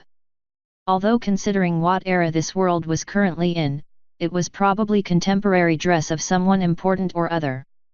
Ponies didn't wear clothes, but if they did, they would probably wear some pretty damn good ones. In any case, he managed to slip out once the children had shuffled into the main room. Carefully, oh so very carefully, he watched them from the crack in the door. Taking the risk, he waited until no one was directly looking back at the front door in order to close the foyer door. He locked it and, because he was feeling especially dickish, he had placed a rather large plank he had found in the attic and hidden away in his crawl space on the floor between the foyer door and the front door. It took a bit of doing in order to shift it into place and do so quietly so that it was placed up tight against both doors. Even if the children managed to break the lock and force the door, they weren't getting out that way. That job done, he made his way to the crawl space. It was time to go to work. ===. Whoa, creepy. GoldenEye could only silently agree with the pony next to her. The entire place was pitch black, her own horn's azure glow barely reaching a hoof in front of her. But that was enough. There, in the center of the room, loomed 8 tall candle stands made of cold, black-colored iron and set in a circle. She couldn't help but feel a sense of dread as she drew closer to the candles but stopped when she realized every pony else was decidedly behind her. She looked back, wide-eyed and concerned, as her eyes darted from one of her friends to another uncertainly. "Aha, you go on Goldie, we're, right behind you," one of them said. She couldn't make out who it was exactly behind the papier-mâché griffin head with the lopsided eyes.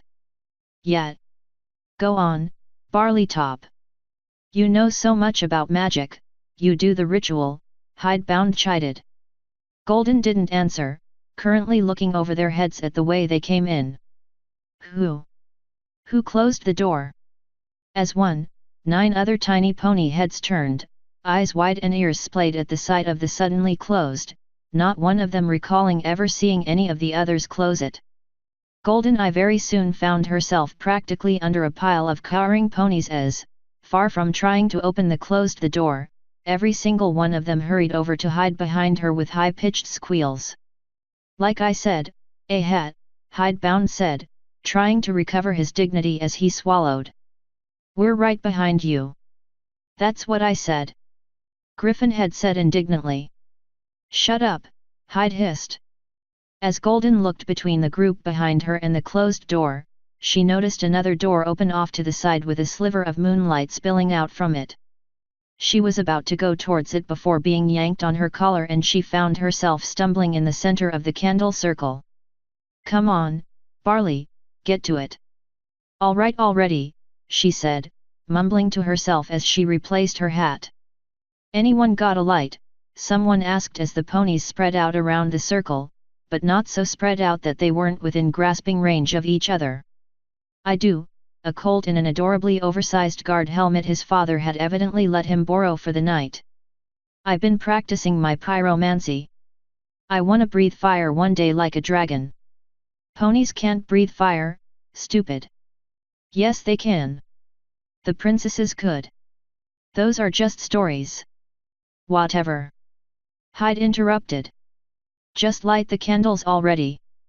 And so it was, with all the might in his little heart, with puffed cheeks and straining effort, his little orange magic caused tiny spurts of fire to erupt from his horn, spiraling to each of the 8 candles in turn before the guard colt collapsed on the floor, panting with effort. I told ya I could. I could do it. Had. Unfortunately, no pony was paying attention to him as gasps went around the room at what the pitiful, fitful light of the old candles revealed. The floor had a star carved into it, light but plain to see even in the dim light provided by the candles. What does it mean? Who set this all up? I think I wanna go home now. She isn't really going to summon it, is she? Hidebound looked around before growling at his little brother for some reason, who seemed to shrink and smile sheepishly up at his elder. So tell us, Golden, what is it then, he said at last, barely hiding the tremble in his own voice. Golden didn't pick up on it, staring down at the complex star she stood upon with a face of utter confusion. This isn't. What is this doing here? Hey, get a move on. We don't have all night, someone said, and the chalk piece was tossed at her. She looked around, seeing scared and excited faces, the sneer of Hidebound and his gang, and the jittery giddiness of Seashells who evidently couldn't wait to see what happened, the earth pony barely keeping a grip on the little arcane booklet in her mouth. She never should have bought it from that traveling sales pony. She knew it was full of nonsense, but it worked great with her Inquisipony costume. A book about monsters and forbidden magic? How could she pass that up? Although her dad didn't approve, he was very serious about magic. She sighed and got to work. Might as well get this over with. Gripping the chalk in her magic, she carefully decided she'd follow the lines cut into the floor. The booklet said that the summoner only had to stand within a simple chalk circle, but honestly, what was the difference? Hey, what about the circle? Seashells asked. Golden rolled her eyes and drew a circle, connecting each of the candle stands to each other and completely encompassing the star. She levitated over the book from her earth pony friend and flipped a few of the pages, eventually getting to the page with the crudely drawn human sneering at her from the page with demonic eyes, long pointed ears, and a snake tongue. Its skin was ashen grey, and it had a long pointed tail with some kind of claw on the end. She honestly didn't know much about the human, but from what she heard about when the human actually died, in public, it didn't have much in the way of a tail. At least she thought it didn't. Alright, I'll guess I'll get started then. She read over the incantation next to the image and description. She winced at some of the horrible rhyming before sighing and putting on a stern, inquisitorial face. She read the words over once, then twice, before taking in a deep breath. If ye wonder upon a nightmare's moon, seeking darkest aid and midnight's boon, draw round ye a ring of chalk, and call upon he whom terror stalks. The wood of the house creaked alarmingly, eliciting many gasps from the gathered ponies who had fallen into a deathly silence, watching Golden Eye recite her chant. She had paused, eyes wide as she listened to the house settle. It's just the wind. Nothing to be afraid of, she whispered to herself, clearing her throat to continue. I come this night of my own free will. On hallowed ground upon forsaken hill. I call upon the creature of shadow and flame. Come to me, creature who is bound by his name. Something fell over onto the ground with a clatter, causing several of the foals to squeal in fright and scatter. It was just an old broken table leg, but that was small comfort to the scared children in the room. Maybe that's enough, you know, just in case, Seashells said. What are you, a scaredy cat? Finish it, Barley. Hidebound called. My name's not Barley, Golden muttered, grateful however for the fact that the others were just as unnerved about what was going on. It was foolish, she knew, but despite that, it was pretty spooky. It was just the house, she reminded herself. There's nothing to it. Just finish the stupid chant and get on with your nightmare night. I demand you come before me, if you dare. And I command you by this threefold swear. Athume, Athume, and Athume again. I summon you, Handy the Mileshian. She had shouted the last part, getting into the role, her audience hanging on her every word to the point where she was nearly shouting the words off the sheet. Every pony looked around fearfully, trying to discern anything appearing out of the darkness. Golden Eye closed her eyes shut, squinting one open to look up, just in case she had actually summoned something. That was when the bucket of water and pumpkin juice was dumped over her head. She spluttered and gasped, shocked as the mixed liquid washed over the chalk, ruining the octagram she had been standing in the center of. She looked up to see Hidebound's little brother with a bucket flying just head height over her. Hidebound and his little gang of cronies bowled over, laughing. Your face. That was priceless, he managed in between laughs. That's not funny, Heidi. Seashells said with a huff, stomping a hoof. Most of the others were too surprised to comment, although some were trying to hide their own laughter. Golden just looked down, lip quivering. That was really mean to put her through that. Oh, you're all such fools. I mean, really, a human summoning? If that was all we were going to do, we'd only be standing here like idiots while Goldilocks here stood there chanting rubbish while nothing happens. Look, I know I'm an earth pony and all, but even I know summoning is a load of nonsense. Well yeah, but it's okay, Seashells, Golden managed with a sniffle. I knew better but I went along with it. I was just afraid of looking like a scaredy filly. She looked down, soaking wet as Hyde's brother let the bucket drop to the ground beside her, what was left of the pumpkin juice sloshing about inside it as the kids behind her broke out into an argument. That's when she heard it. Her ears perked up and she looked up, rubbing her eyes with a fetlock. Do you guys hear that? She asked. It started out slow, barely perceptible, before gaining in volume. A strange, deeply uncomfortable sound could be heard all around them. One that only seemed to increase in intensity as it grew louder. Yelps and shouts came from her right as a bunch of foals leapt from where they had been sitting, a plume of grey smoke erupting from the ground where they had been standing. Coughing and spluttering, more and more plumes of smoke erupted from the ground, surrounding the circle of candles. The foals, frightened, jumped into the circle out of fear as they were quickly surrounded by the smog of darkness. The few foals still stuck outside the circle quickly dashed in, squealing in fright. Then, one by one, something swept down from the smoke above them, snuffing out the candles one by one.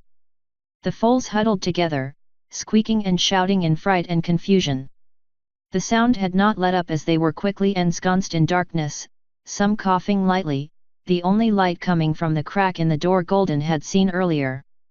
She lit up her horn, the other unicorn foals doing likewise. The multicolored hue of their magic caused the roiling smoky darkness to cast illusionary shadows that only added to their terrified whimpering. Something moved in the darkness, the foals shouting in fright and all of them turning. I saw it, I saw it. It was right over there. What was? I dunno, it was like, whoosh. A black shape going past the circle. What's that? Up there, a Pegasus shouted. They looked up. There was the sound of chains and a faint blue light could be seen through the smoke gathering above them. The blue light suddenly shot down and swung low, causing them all to scatter and hug the floor in fright. The small blue flame disappeared again into the darkness above them before swinging back down and up again, always to the sound of chains. Golden Eye looked up before seeing a black spectral shape rush past her, barely 10 inches from her own face on the far side of the circle of candles. She screamed and backpedaled back to the group once more. The chains could still be heard as well as that horrible, horrible noise. The blue light disappeared, however, and the strange black form swept through the smoke around them again, always in a sweeping motion as if coming down from above, flying past and then up again. What did you do? Some pony shouted from behind her. She was too busy pressing her back against the group of terrified foals. I don't know. It never should have done anything. There was no actual magic in this ritual. Well, obviously their bucking was. Hidebound shouted. Some pony gasped. I'm telling Mom you said a bad word. Some pony laughed, deep and rumbling. It seemed to come from above them and promptly shut up any bickering between them. Igla Oisha voice sing-songed. It seemed to come from one end of the room before circling around them, but none of them could see any pony in the smoke. Cat e gite. Golden Eye looked around desperately, spying the door she had seen earlier, the one that was slightly ajar with the moonlight. The smoke was dissipating slightly, and she could see clear enough. There. Come on, every pony, let's get out of here, she said as she bounded from the group, running from the door, the pitter-patter of many tiny hooves behind her letting her know the others were following her.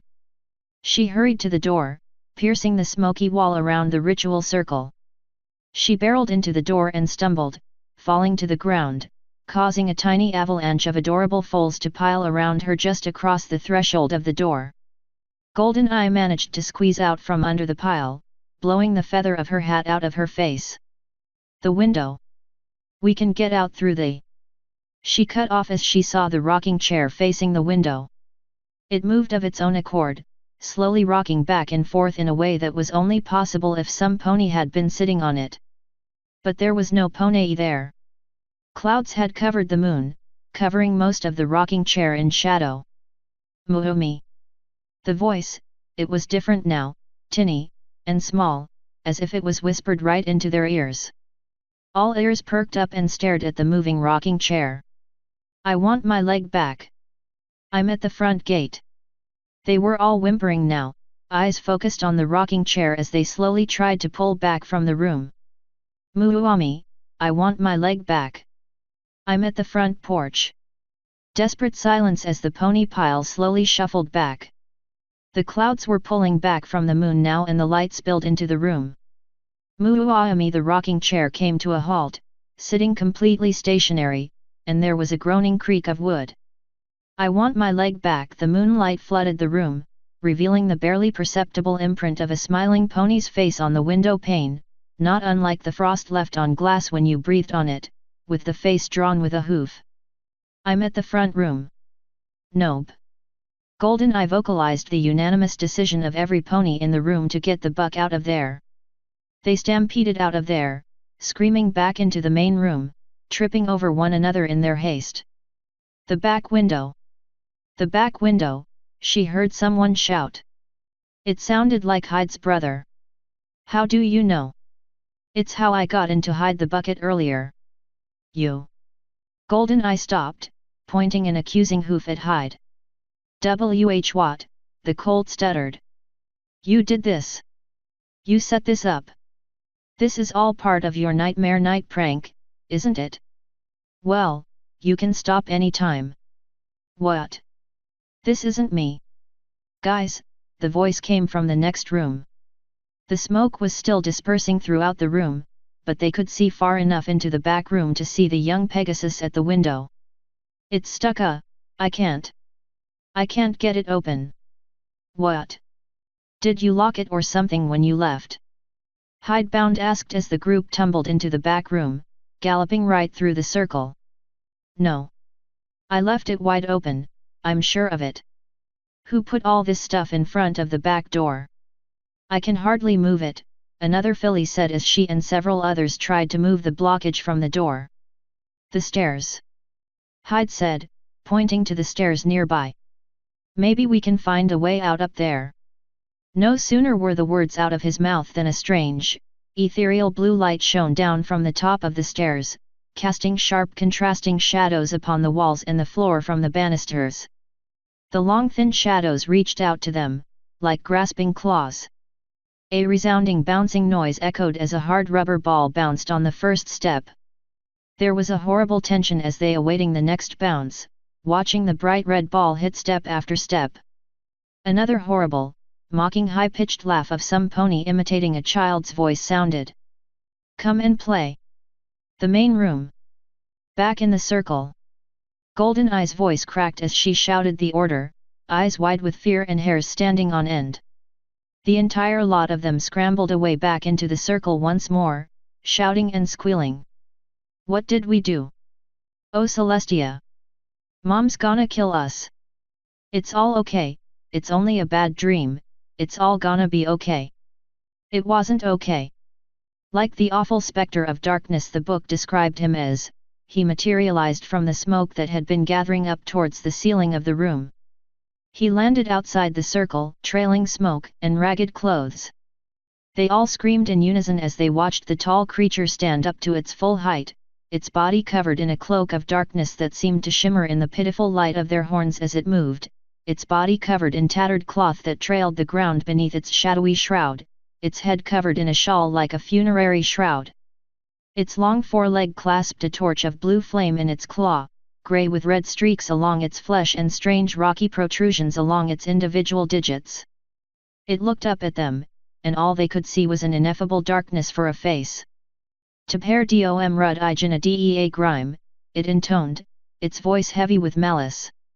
The cowering foals squeezed the center of the chalk star as it slowly circled around them, its torch held aloft as the smoke above them finally dissipated. Which of you dares to summon me from my eternal rest? He demanded. All 10 of them remained quiet for a full minute as it completely a circuit. It snarled. Who dares summon me back from the clutches of death itself? They all shouted in fright, and some pony pushed Golden Eye out front. She looked back in alarm before looking up at the human in terror. Is it thou? Dost thou think thyself my master? It said, leveling a clawed finger at her, its voice full of contempt. What is thine name, pony? G. Golden. Golden Eye, she managed, her voice trembling and her mind reeling. This wasn't possible. This shouldn't have been possible. But it was. Here the human was right before her very eyes. It chuckled. What have you called me here for, Golden Eye? It demanded, circling around them once more, just beyond the circle's edge. She swallowed. And nothing. Nothing, he shouted. You dare pervert life and death for nothing? And what of these ones? Are these my sacrifices? Sacrifices. Seashells squeaked. Wait, the book never said anything about sacrifices. You know nothing, pony. I demand souls.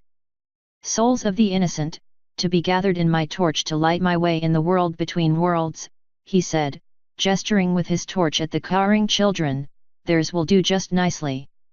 I don't want my soul gobbled up, one of them squealed. Wait, they're not, you can't have them. Golden Eye stated. He snarled, walking around the circle again and stopping. And how do you intend on stopping me claiming what's mine, Golden Eye? I believe I'll start with this one here, he said, leveling a finger at Hidebound, who made a strangulated noise. Why you can't cross the circle? He can't cross the circle, right? Hidebound asked desperately. Handy chuckled. What circle? Handy asked, placing a foot on the line of the circle, its chalk cover destroyed in the flurry of hooves that had crisscrossed it that night, a lot of it washed away when Hidebound's brother pulled the pumpkin juice prank. There were more than a few places where the circle was broken completely. The ponies squirmed. Oh, I am going to feast well tonight. Eeny, meeny, miny, his finger danced from pony to pony before finally landing on seashells. "Mo. No!" Golden-Eye shouted, standing in front of her friend. She grabbed the bucket from before in her muzzle, tossing her head and letting go. The bucket flew towards Handy and splashed on his chest, dousing his torch with a hiss. Handy seemed to stand in confusion for a second before reacting. "No! The fruit of the fields and pure spring water, my one weakness," he yelled, squirming and recoiling from the circle. He paused for a second as if in thought. "And nothing else? Curse you ponies," he hissed at them as he stumbled back, reaching behind him as if to grasp for something. His claw fell across a cloth-covered object next to an aged and broken-looking wardrobe. It was shiny and reflective, and the human screamed. "Not my true image! I cannot bear it," he shouted as he grabbed the tall mirror and threw it to the ground next to him, landing on a conveniently placed bundle of woven cloth that Golden-Eye was sure hadn't been there before she had come back in from the back room. But that didn't matter as it revealed a door behind the mirror, one that was slightly open and led to a side door. "Over there," she shouted, pointing at the door. "Another way out. Quickly, every pony." "We can't. He's still in the way," one of them pointed out. Golden-Eye looked to the bucket. There wasn't anything left. Then she looked up at the human, still recoiling from the mirror, arms covering its face. "I got an idea," she said as she leapt out of the circle. "Golden, wait!" Surprisingly, it was Hidebound who shouted it. She didn't stop until she got to the tall mirror. She strained as she lifted it up onto her back with magic, leaning it against her so that it showed more of the human who hissed and walked back, cursing under his breath in a language she couldn't understand. "Go, go," she urged, waving a hoof. "Get to the door, quickly." They needed no urging. Seeing how the human backed away from the tall mirror, the small stampede of terrified fillies and colts barreled out of the room and into the side room, bursting open the doorway and exiting the house in a screaming stream of ponies, down the hill and heading into the busy marketplace that was just winding down from their nightmare night festivities. Golden-Eye looked up shakily at the human. It had a weakness and she was terrified that the moment she let go of it, it would get her. "I'll remember you, Golden-Eye," it cursed as it retreated, heading towards the front foyer. "I'll not forget your name." And then it was gone, disappearing beyond the revealing light of her horn. Her legs were shaking and the mirror was heavy, biting into the side of her back. She shrugged it off and scarpered out of the house after her friends, shouting for help. == Handy had to admit, he was nearly scared pissless himself when the expensive brick had decided to chime in with its 2 pence on his charade. It took him a moment to realize the strange sounds were coming from his pouch and not from something the pony had actually summoned. Still, he wasn't complaining, for the effect was priceless, but all good things must come to an end. The second he saw the filly leave the room, he sprinted. Any guard worth their salt would check out the house on the hill if over 10 foals suddenly screamed bloody murder about it. He tossed the gathered pile of shit blocking the back entrance out of the way and bolted through the door, cursing as he navigated the quagmire behind the house at the bottom of the hill in order to cross the road into the abandoned houses beyond the road. He had spent several hours the other night taking a break from his Halloween shenanigans to navigate the place, finding a likely hiding spot to spend the remainder of the night and the following day if need be. It was there he was heading, a small cellar between a pantry cupboard and a corner wall in one of the houses. It would do nicely for a quiet getaway. He had to admit, he had not anticipated the bucket being used against him. Good improvisation on that golden eye filly's part. But really, all that effort only to soak your victim in pumpkin juice? That was weak. Just as well that Handy had decided to show the local kids some proper fucking Halloween mummery. He was particularly proud of it. The room above the ground floor front room with the rocking chair had been a bathroom of some description, hence the holes in the floor and the rusted pipes he had used to alter his voice and let it travel down into the room below. The words were from a horror story a friend had regaled him with one Halloween involving a tap-danking child with a false leg and her greedy mother. It was a long story but had the desired effect. However, getting the candles doused had been a bit of an issue, and he had to use 2 sticks wrapped in leftover cloth from the attic, one dry to create the illusions of something traveling in the smoke around the circle as Handy had swiped it from above in the mezzanine, and the other to reach out and douse the candles. There were far too many flammable things, Handy including, to not be too careful with that shit. But it had been worth it. Good Christ, it had been worth it. Sure, he probably scarred those children for life, but hey, a little childhood trauma-bred character. Maybe some of them might grow some proper balls when they got older. Never let it be said Handy never did ponies any favors. Even if he didn't. Now, good readers, some of you might be thinking just what the bollocks was Handy thinking. Surely he had compromised his entire plan to remain hidden, all for the sake of a few laughs no less. What could possibly save him from being discovered and having a literal manhunt called on him? Why, it can only be said that Handy was reasonably sure that nothing would come of it. Why, you may ask. Think about it for a minute. It'll come to you. Handy can wait. Dash equals dash. But it's true, the filly protested. Ahoy! Farsight looked down at the kid with tired eyes. It had been a long night. His partner, Ironside, was inspecting the house top to bottom with several other guards, removing blockages to different rooms. There were some odd things, a string connecting a rocking chair to an empty bathroom upstairs, the mezzanine was covered in cloth and blankets, every door and window upstairs was open, the floor was littered with some old nightmare night smoke pellets that Farsight hadn't seen in years, and here was this filly and her friends swearing up and down they had actually summoned the bogey pony. This had all the hallmarks of a very elaborate nightmare night prank. Minus the magic, of course, Farsight couldn't sense any serious spell usage occurring here recently, which meant it was all done by hoof.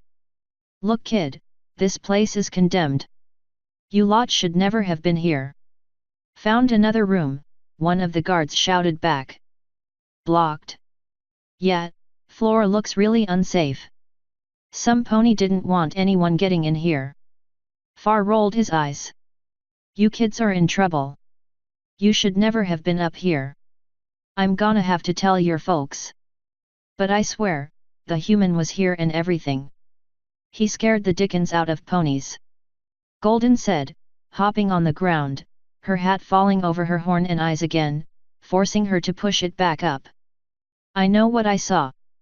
What you saw was a very elaborate nightmare night prank. Go home, kid. I'll see you and your dad tomorrow, the guard said as he left the main room to talk to his peers. Golden sighed as she walked forlornly to the front door, dragging the book of monsters behind her in her magic. The front door had been blocked by a piece of wood preventing any pony from opening the foyer door. The guards had removed it to allow access. As she was heading to the front door, she stopped and looked back. There, in a wall just to the side in the foyer, she swore she saw a flickering light. She creeped closer, her head tilted in curiosity. She hoofed the wall and it gave a little. Surprised, she moved it with her magic and nearly the entire wall came away. It was longer than it was broad, and she let out a yelp of surprise at what she saw. An image of a smiling face with sharp teeth and sharp eyes was imposed on the wall of the revealed crawl space. She caught her breath and looked down at the pumpkin the light came from. It was cut out and emptied with a candle placed inside, the carving on the pumpkin's far side showing the face on the wall. That didn't concern her nearly as much as what was carved into the pumpkin facing her. 6 simple words, carved out crudely at sharp angles in plain equestrian. Be careful what you wish for. Dash equals dash. You two took thy sweet time, Handy commented as he furiously wiped his hands down with a cloth. It was the night following Nightmare Night, and Handy had had to wait that entire time in the cellar and then some, just in order to sneak back without disturbing anyone in the night as the town slept. He was actually surprised when a rather bedraggled-looking Charity Belle and Jacques flopped through the shed door unceremoniously. Apparently they were so tired they couldn't be bothered to walk all the way to the house and rouse its occupants. "Where hast thou been? Have any luck?" The two looked up at Handy from where they lay on the floor, looking at each other before closing their eyes and groaning. "I'll take that as a no then," he said as he hummed. "You're in a good mood, Monday Ami. Just taking the opportunity to relax, my friend. You two should do the same." He had been doing the exact opposite, of course. Having such a large-scale project over the past few days did wonders for taking his mind off of a growing hunger problem. Now that it was completed, he took to meticulously distracting himself with whatever little things he could do. It was working, barely. Have fun at least. If you include being scared to your wits' end fun, Thorax sighed as she rubbed her temples with the tips of her hooves. Handy didn't, but he did count it as fun when he took his mental problems and passed them on to others as a form of derangement displacement. Now, obviously that sounded bad, but you have to consider Handy's position. He loved Halloween but hated children. It was a win-win. Besides, what was the worst that would become of it? The kids got nightmares for a few weeks.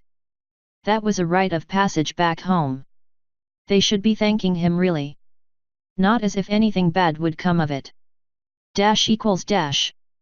A cloaked form shifted in the darkness, the candle holder levitated before her as she hopped into the chair and rolled open a scroll. She had learned a lot from her mistakes, from making assumptions. Never again. She would investigate every mystery she came across. She would undertake any mission to rid the world of the evil that lurked in the shadows of both magic and the mundane. She looked up over her gathered resources, legends and myths, fact and fiction. She couldn't afford to dismiss anything out of hoof now, her face simultaneously shadowed by her most august hat and illuminated by the dim light of the nearly extinguished candle. She'd find him again, and other monsters besides, and she would put a stop to them. All that cowed and lurked in the dark places of the world would learn to fear her. Those that preyed upon ponykind would always be looking over their shoulders in fear of her tireless vigilance, and none will be prepared for her wrath. Not when she was ready. No one will expect the Inquisipony, Goldeneye said as she blew out the light. Author's note. In my defense, it's shorter than the last chapter by nearly 10,000 words. I'm getting better, I swear. I don't have a problem, you have a problem. Also, the Mirror Pool bonus chapter is also done, but it's mothballed until I hit another dry spell. See you guys in a week. End author's note.